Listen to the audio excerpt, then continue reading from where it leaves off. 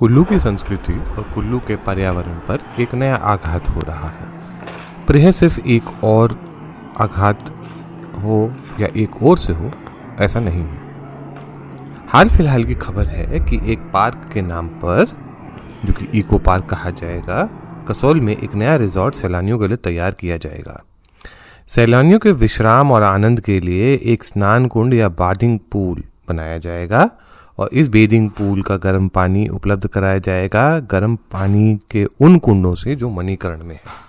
एक 4 किलोमीटर लंबी पाइपलाइन बनाई जाएगी और गर्म पानी मणिकर्ण से उठाकर कसोल तक लाया जाएगा। गौर करने वाली बात यह है कि ये वही कुंड हैं जो पार्वती नदी का जल स्रोत भी बनते हैं और स्थानीय आस्था के एक महत्वपूर्ण केंद्र भी हैं। पौराणिक मान्यताओं में मणिकर्ण का विशेष स्थान रहा है। यहाँ भगवान शिव ने अपने तपोबल से गर्म जल स्रोतों को उत्पन्न किया, तो दूसरी तरफ वासुकी नाग ने माता पार्वती की मणिकर्ण को पाताल से प्रकट कराकर स्थान को मणिकर्ण का नाम दिलवाया। स्थानीय विरोध होने के बावजूद हिमाचल सरकार इस परियोजना को अंजाम देने पर अड़ गई है। पार्वती नदी पर बने बांध के चलते वैसे ही जल स्तर में पिछले कुछ वर्षों में गिरावट आई है।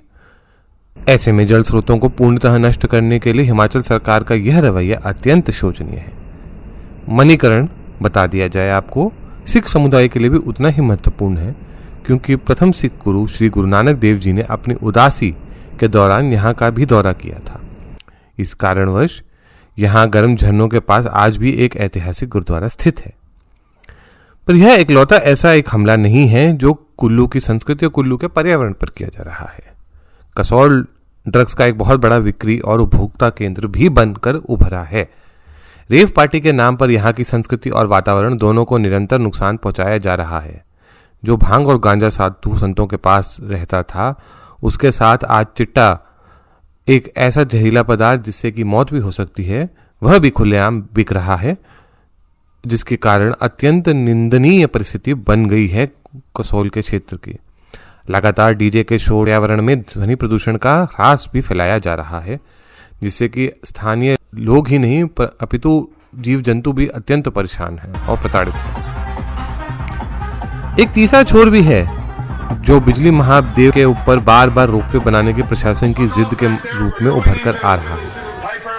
लोगों के विरोध के बावजूद और देवता की मनाही को दरकिनार करके रोपवे से बिजली महादेव का रास्ता सुगम्य करने का एक अभद्र प्रयास स्थानीय सरकार और प्रशासन द्वारा चलाया जा रहा है।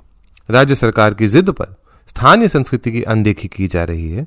जहां बिजली महादेव की 3 किलोमीटर पैदल चढ़ाई से लोगों के लिए देवता साहिब के दर्शन का महत्व और बढ़ जाता था, वहां पर एक रोपवे बनाया जा रहा है जिससे कि मिनटों में लोग देवता साहिब के दर्शन करने के लिए ऊपर पहुंच सके। बिजली महादेव कोई आम मंदिर नहीं है। बिजली महादेव के नाम से ये समझ जाना चाहिए कि यहाँ कितनी भयंकर बिजली गिरती है। ऐसे में कोई भी इलेक्ट्रिक संबंधित प्रोजेक्ट, उस पर बिजली गिरने से कितना बड़ा हादसा उत्पन्न हो सकता है, यह किसी की भी सोच के परे नहीं होना चाहिए। लेकिन ऐसा लग रहा है कि इस प्रोजेक्ट को बिना सोचे समझे लागू करने के लिए कुछ लोग आमादा हैं। आस्था और पर्यावरण के संगम से छेड़छाड़ जो हो रही है, उससे उत्पन्न होने वाले भीषण परिणाम पूरे हिमाचल में आज देखने को मिल रहे हैं। शिमला के भूस्खलन हो या पार्वती में बारंबार आ रही बाढ़ से क्षतिग्रस्त होते मंदिर और गुरुद्वारे हों कुल्लू के, मंडी में व्यास नदी के तट पर अतिक्रमण के कारण होते जान माल का नुकसान हो या मंदिरों की जमीनों पर अवैध कब्जे से उत्पन्न त्रासदी हो रही हो, यह समझना अत्यंत आवश्यक हो गया है कि हिमाचल प्रदेश जैसे संवेदनशील पहाड़ी राज्यों के पर्यावरण को सुरक्षित रखना आस्था और प्रकृति दोनों के लिए अत्यावश्यक है। विकास से किसी को कोई परहेज नहीं है, लेकिन क्या विकास के मायने स्थानीय संस्कृति पर आघात को स्वीकारना हो सकता है? क्या विकास का मायना स्थानीय पर्यावरण को नुकसान पहुंचा के उसे बिल्कुल ही इर्रिवर्सिबल तरीके से क्षति पहुंचाना हो सकता है? आज इस पर हम सबको विचार करने की सख्त जरूरत है। हम हिमाचल सरकार और भारत सरकार दोनों से यह आवेदन करते हैं कि ऐसी परियोजनाओं को करने से पूर्व स्थानीय लोगों को सलाह मशवरा करना चाहिए और उनकी भावनाओं का सम्मान करना चाहिए। अगर वो चाहते नहीं हैं कि ऐसे प्रोजेक्ट हों क्योंकि वहाँ की लोकल संस्कृति, वहाँ की स्थानीय संस्कृति और स्थानीय पर्यावरण दोनों को कोई नुकसान हो रहा हो, तो उस भावना का सम्मान करके ऐसे प्रोजेक्ट को तुरंत ही स्क्रैप कर देना चाहिए।